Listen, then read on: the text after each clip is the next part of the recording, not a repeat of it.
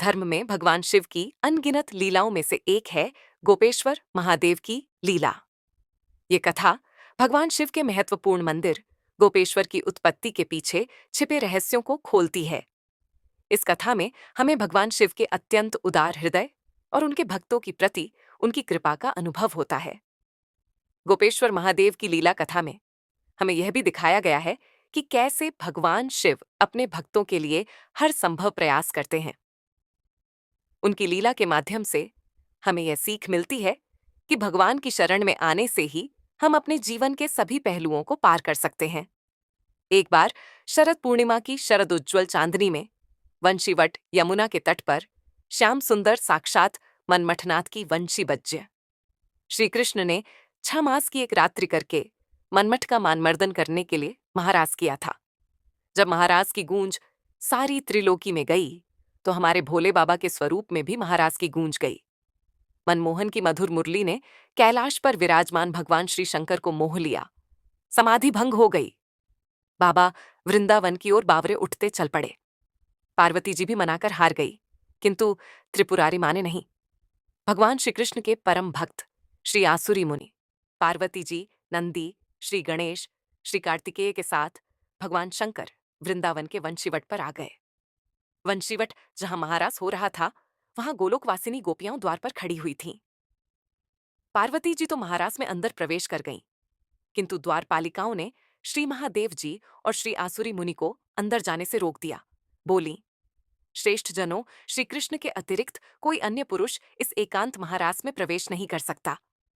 शिवजी बोले, देवियों, हमें भी श्री राधा कृष्ण के दर्शन की इच्छा है, अतः आप ही लोग कोई उपाय बताएं जिससे कि हम महाराज के दर्शन पा सकें।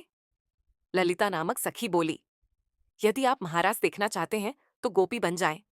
मानसरोवर में स्नान कर गोपी का रूप धारण करके महाराज में प्रवेश किया जा सकता है। फिर क्या था, भगवान शिव अर्धनारीश्वर से संपूर्ण नारी रूप बन गए। श्री यमुना जी ने षोडश श्रृंगार कर दिया तो सुंदर बिंदी, चूड़ी, नूरपुर, ओढ़नी और ऊपर से एक हाथ का घूंघट भी भगवान शिव का कर दिया। साथ ही 2 मंत्रों का उपदेश भगवान शिव के कानों में डाला गया है। प्रसन्न मन से वे गोपी वेश में महारास में प्रवेश कर गए। श्री शिवजी मोहिनी वेश में मोहन की रासस्थली में गोपियों के मंडल में मिलकर अतृप्त नेत्रों से विश्व मोहन की रूप माधुरी का पान करने लगे। नटवर वेशधारी श्री रासविहारी, रासेश्वरी, रसमयी श्री राधा जी एवं गोपियों को नृत्य एवं रास करते हुए देख नटराज भोलेनाथ भी स्वयं ताता थियाकर नाच उठते हैं। मोहन ने ऐसी मोहिनी वंशी के बजाय सुधि बुधि भूल गए भोलेनाथ। बनवारी से क्या कुछ छिपा है। भगवान कृष्ण शिव के साथ थोड़ी देर तो नाचते रहे, लेकिन जब पास पहुंचे तो भगवान बोलने की रास के बीच थोड़ा सा हंस परिहास हो जाए तो रास का आनंद दोगुना हो जाएगा। भगवान बोले कि अरे गोपियों, तुम मेरे साथ कितनी देर से नृत्य कर रही हो, परंतु मैंने तुम्हारा चेहरा ही नहीं देखा है, क्योंकि कुछ गोपियां घूंघट में भी हैं। गोपियां बोली कि प्यारी, आपसे क्या छुपा रहे हैं, आप देख लो हमारा चेहरा। लेकिन जब भगवान शंकर ने सुना तो भगवान शंकर बोले कि इन कन्हैया को रास के बीच क्या सुझाया। अच्छा भला रास चल रहा था, मुख देखने की क्या जरूरत थी। ऐसा मन में सोच रहे थे कि आज कन्हैया फजीहत पर ही तुला है।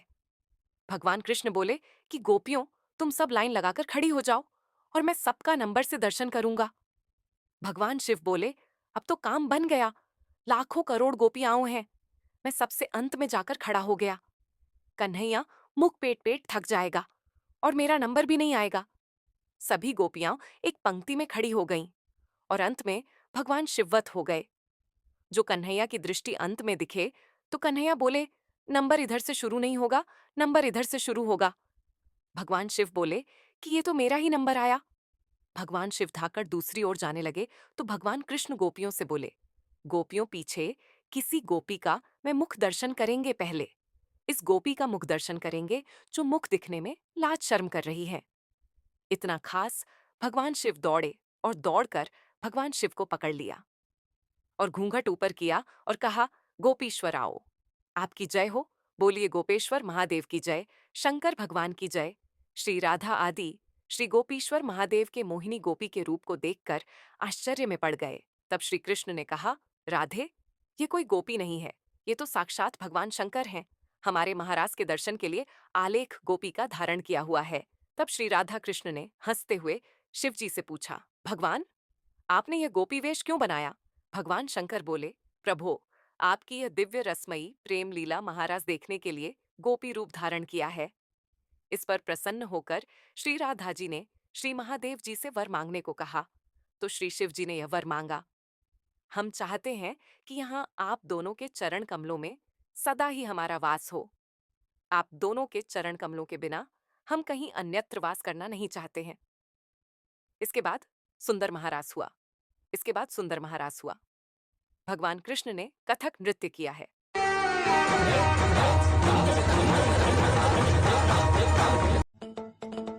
और भगवान शिव ने तांडव किया है, जिसका वर्णन अगर मां सरस्वती भी करना चाहे तो नहीं कर सकती हैं। बहुत आनंद आया है। भगवान कृष्ण ने ब्रह्मा की एक रात ली है, परंतु गोपियां इसे समझ नहीं पाई। केवल अपनी गोपियों के प्रेम के कारण कृष्ण ने रात को इतना लंबा कर दिया। गोपियों ने एक रात कृष्ण के साथ अपने प्राणप्रिय पति के रूप में बिताई थी, परंतु यह कोई साधारण रात नहीं थी। ब्रह्मा की रात्रि थी और लाखों वर्ष तक चलती रही। सुखदेव जी महाराज परीक्षित से कहते हैं, राजन, जो इस कथा को सुनते हैं उन्हें भगवान के रसमय स्वरूप का दर्शन होता है। उसके अंदर से काम हटकर श्याम के प्रति प्रेम जागृत होता है और उसके हृदय रोग भी ठीक होते हैं।